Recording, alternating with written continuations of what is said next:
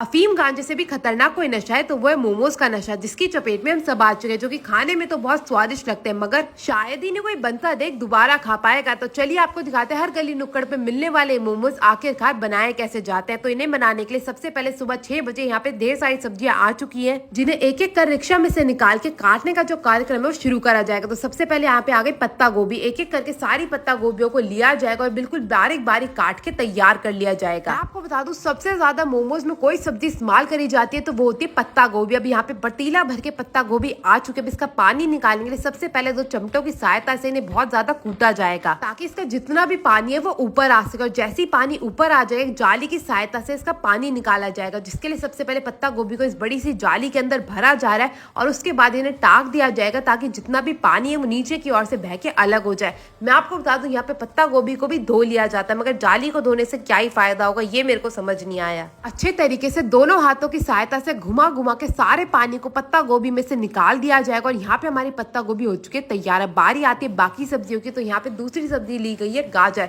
जिसको कद्दूकस की सहायता से बिल्कुल बारीक बारीक कस के तैयार कर लिया जाएगा। तो अब यहाँ पे हमारी दोनों सब्जियां बिल्कुल तैयार हो चुकी है। तो एक एक करके दोनों सब्जियों को इकट्ठा कर लिया जाएगा एक बड़े से बर्तन के अंदर, और इसमें डाला जाएगा अदरक लहसुन का पेस्ट। उसके बाद बारी आ गई अजीनोमोटो की, और साथ ही साथ इसमें जाएगा ढेर सारा गोले का बुरादा। और उसके बाद बारी आ चुकी है डालडा की, जिससे हमारे मोमोज की जान कहा जाता है। मैं आपको बता दूं यही डालडा डलता है चाहे आप किसी भी प्रकार के मोमोज खाओ, पनीर खाओ, चिकन खाओ या ये सब्जियों वाले खाओ, हर मोमोज में ढेर सारा डालडा मिलाया जाता है, तभी तो भाई वो इतने ज्यादा खाने में स्वादिष्ट लगते हैं। डालडा और अजीनोमोटो का सारा खेल होता है। अब सारी सब्जियों को मिला लिया। अब दूसरी तरफ बारी आती है यहाँ पे मैदा लेने की। तो यहाँ पे मैदा का कट्टा खुल चुका है। मैदा में मिलाया जाएगा ढेर सारा नमक, और नमक के साथ साथ इसमें डाला जाएगा पानी।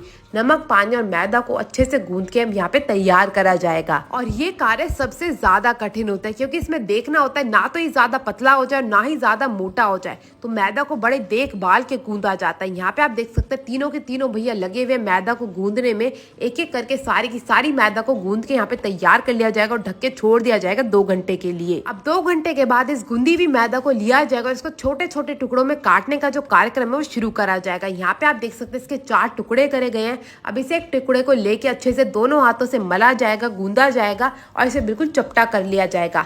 चपटा करने के बाद इसे दोबारा से और चपटा करा जाता है, और उसके बाद इसके लंबे लंबे से टुकड़े काट के तैयार कर लिए जाते हैं। अब ढेर सारी सूखी मैदा इन पे छिड़क के इन टुकड़ों को इकट्ठा करके एक तरफ रख लिया जाएगा। अब एक एक करके इन टुकड़े को लिया जाएगा और इसे बेलने का जो कार्यक्रम है शुरू करा जाएगा। तो सबसे पहले से बिल्कुल सांप के आकार का बेल लिया जाता है और उसके बाद इसके छोटे छोटे टुकड़े करे जाते हैं, जिसके लिए यहाँ पे 3 टुकड़े मैदा के ले लिए गए हैं। अब इसे चक्कू की सहायता से बिल्कुल छोटा छोटा काट के तैयार कर लिया जाएगा। ये जो आप टुकड़े देख रहे हैं ना, यही बनते हैं हमारे मोमोज। तो यहाँ पे ढेर सारे टुकड़ों को दोबारा से सूखी मैदा में डाला गया है। अब एक एक टुकड़े को लिया जाएगा, बेला जाएगा और बेल के इकट्ठा कर लिया जाएगा।